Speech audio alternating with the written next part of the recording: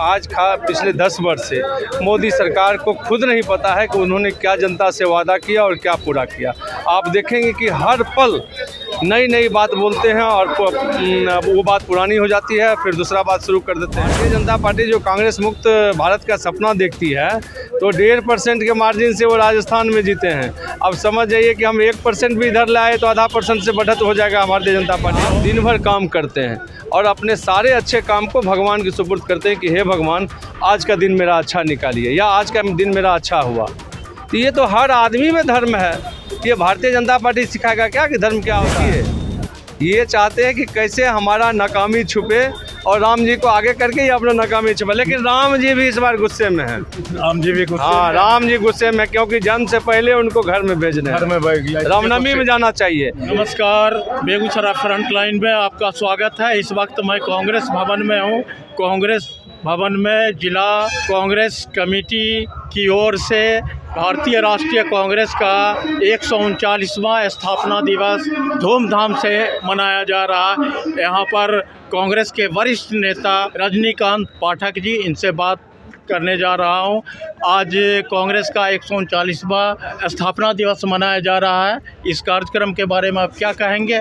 देखिए, कांग्रेस का एक स्वर्णिम इतिहास रहा है। कांग्रेस जैसे ही आप बोलते हैं तो कांग्रेस का मतलब आज़ादी की लड़ाई लड़के देश की जनता को आज़ादी दिलाने वाली पार्टी। और आज 139वां स्थापना दिवस है, यानी कि कांग्रेस पार्टी स्थापना काल से आज 139वें वर्ष में प्रवेश कर चुकी है। और जब आप इस 139 वर्ष के इतिहास में जाते हैं तो एक से एक महापुरुष है, चाहे वो महात्मा गांधी हो, डॉक्टर राजेंद्र प्रसाद हो, पंडित नेहरू हो, बाबा भीमराव अम्बेडकर हो, ऐसे दर्जनों ही नहीं बल्कि सैकड़ों पुरुष हुए जिनके एक लंबी उनकी फहरिस्त है और उन्होंने आज़ादी दिलवाया और राष्ट्र की चेतना में राष्ट्रीय एकता को कैसे देश बनाया उन्होंने। क्योंकि आप समझ सकते हैं कि जब अंग्रेज़ थे तो भारत छोटे छोटे राज्य में, छोटे छोटे राजाओं में बटा हुआ था। 538 रियासत जो है कांग्रेस पार्टी सरकार बनते के साथ जो है उसको देश में मिला के और देश के विशालता को प्रदान किया। तो आज 139वां वर्ष है और मैं इस वर्ष उपलक्ष्य पर खासकर आपके चैनल का भी शुभकामना देता हूं कि आप यहां कवर करने आए।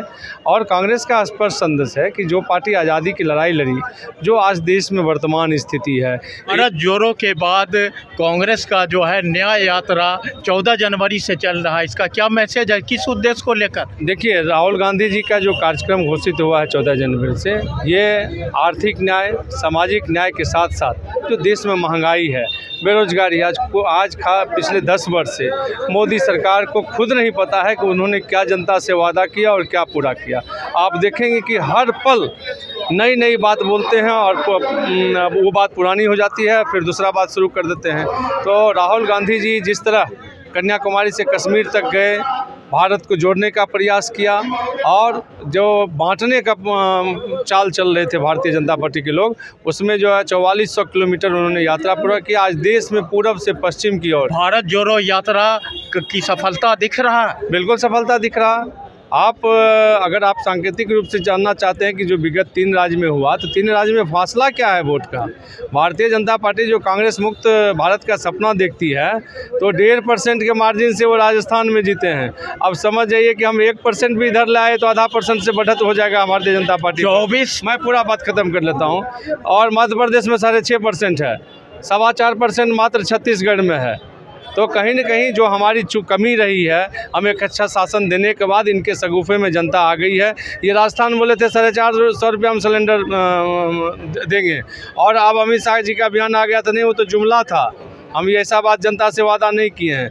और उसी राजस्थान सरकार में जो भूल बस कुछ जनता बरगला कर जो है भारतीय जनता पार्टी के चकाचौंध में आ गई, उसी राजस्थान की जनता को 500 रुपये में सिलेंडर मिल रहा था। चिरंजीवी योजना देखिए, लाखों रुपया का इलाज जो है गरीब आदमी का मुफ्त हो रहा था। तो कहीं न कहीं आप देख सकते हैं कि हम लोगों का जो एक जनता के प्रति जवाबदेही है कांग्रेस पार्टी का, वो हम लोग लेके जाएंगे। और राहुल गांधी, ये बात पूरे विश्व का सबसे बड़ा लंबा राजनीतिक यात्रा है। इसमें सामाजिक न्याय के लिए, आर्थिक न्याय के लिए 2024 राजनीतिक दृष्टिकोण से बहुत ही अहम साल है। 2024 में लोकसभा का चुनाव होने जा रहा है, इस पर क्या कहें? देखिए, एक चीज़ आप समझ जाइए कि कांग्रेस पार्टी का काम है जनता को जागरूक करना, और कांग्रेस पार्टी का शीर्ष नेतृत्व से लेकर प्रखंड जिला स्तर तक वही काम होगा।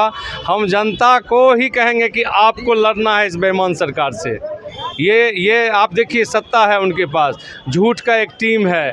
किसी को भी संसद में 150 सांसद हमारे इंडिया गठबंधन के सांसदों ने सवाल किया महंगाई पे, बेरोजगारी पे, संसद में ये लड़के घुसे कैसे, उत्पात कैसे मचाए, तब इन्होंने 150 सांसद को सस्पेंड किया। आज तक सुने थे? अंग्रेज़ से भी बदतर ये सरकार है।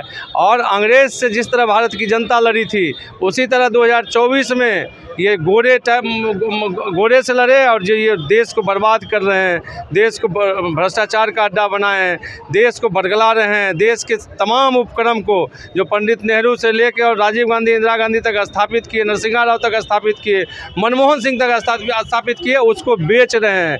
और इसको बेचने से अगर रोकने में ताकत है तो भारत की जनता में है। भारत की जनता को जागरूक जगाने के लिए कांग्रेस पार्टी सड़क पर है। 2023 वर्ष बीत रहा है और 24 का आगमन होने जा रहा है। बीता हुआ वर्ष आपके लिए कैसा रहा और नए वर्ष के लिए आपकी क्या उम्मीदें हैं? देखिए, 2023 में भारत जोड़ो यात्रा का विश्राम हुआ था कश्मीर में, बहुत शानदार यात्रा था। और वर्ष बीतते बीतते एक भारत न्याय यात्रा की घोषणा हुई है। तो मैं समझता हूं कि कहीं न कहीं राहुल गांधी जी का जो एक लक्ष्य है कि हम निष्ठापूर्वक राजनीति करेंगे, मतलब संविधान में जो भाषा है पद और गोपनीयता, निष्ठापूर्वक शपथ दिलाया जाता है, उसी तरह राहुल जी चाहते हैं कि हम कुछ भी झूठ नहीं बोलें। और जो देश के बुनियादी सवाल हैं, और देश का बुनियादी सवाल क्या है? महंगाई है, बेरोजगारी है, पढ़ाई है, लिखाई है, इसको लेके राहुल जी और तमाम कांग्रेसी सड़क पर उतरेंगे। और उम्मीद ही उम्मीद दिख रहा, हम तो बोल रहे हैं कि 2024 की लड़ाई जनता वर्सेस नरेंद्र मोदी, 2024 की लड़ाई जनता वर्सेस नरेंद्र मोदी है, झूठ वर्सेस सच है। आप अपने इर्द गिर्द का माहौल देखिए, युवाओं को रोजगार नहीं मिल रहा है। राहुल जी ने तो कहा था कि किस तरह ये सोशल मीडिया तमाम ऐसे मंच पे झूठ बोलते हैं, हिंदू मुस्लिम तमाम तरह के ऐसे फंडे चलाए। अब इनका ये है कि एक बहाना। मैं आपको एक चीज़ और विषय बताता हूँ। राम जी का जन्म कब हुआ था?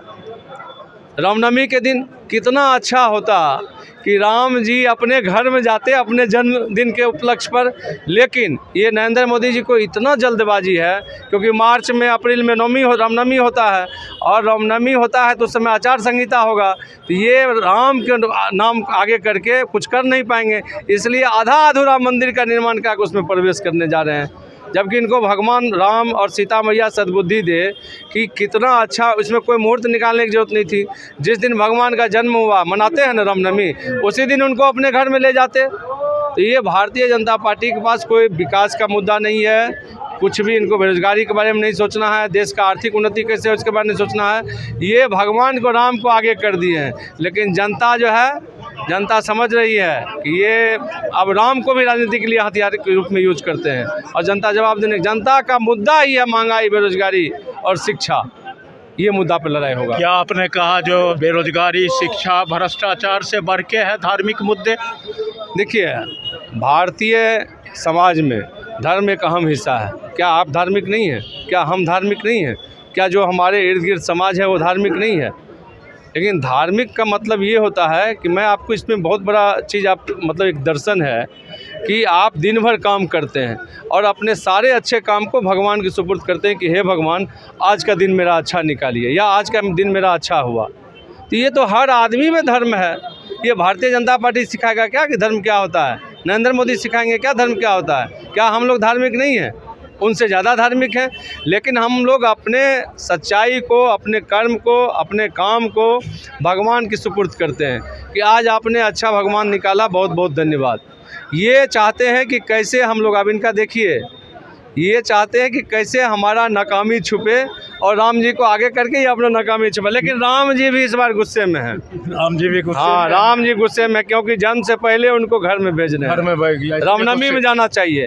ये तमाम भारत के जो सनातन परंपरा है, जो संस्कृति है, जो वैदिक इतिहास है, उसमें देखिए कि सबसे बढ़िया शुभ घड़ी क्या होता है कि क्यों राम अयोध्या में बाल रूप का स्थापना हो रहा है, तो बाल रूप का सबसे अच्छा मुहूर्त था उनका कि उनके जन्मदिन पर जाना था।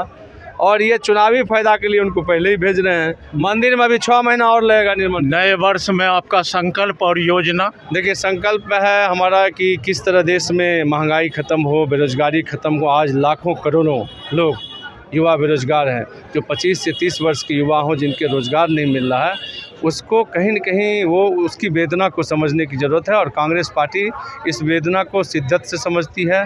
आज आप नागपुर में देख रहे हैं कि बहुत बड़ा कार्यक्रम हो रहा है महंगाई और बेरोज़गारी को लेके।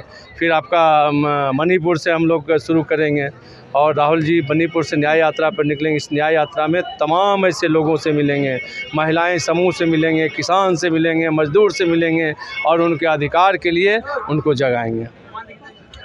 क्या बेगूसराय लोकसभा से इस बार कांग्रेस चुनाव लड़ेगी? क्या कहेंगे इस पर? देखिए, दावा तो बनता है, पार्टी का दावा बनता है, लेकिन इसमें एक चीज़ और जोड़ लीजिए कि इंडिया महागठबंधन है। हमारे जो भी उम्मीदवार होंगे, जो भी चाहे किसी भी दल से आएँ, वो राहुल गांधी और आदरणीय खड़गे साहब और जो इंडिया गठबंधन के तमाम नेता हैं उनके सिपाही होंगे और हम लोगों का कर्तव्य होगा उनको जिता के भेजना। चलिए, बात करने के लिए बहुत बहुत धन्यवाद। अभी कांग्रेस के वरिष्ठ नेता रजनीकांत पाठक जी थे। इन्होंने बेबाकी से खुलकर महंगाई, भ्रष्टाचार और कई मुद्दे को लेकर बातचीत की। देखते रहिए बेगूसराय फ्रंटलाइन। मिलते हैं अगली वीडियो में। धन्यवाद।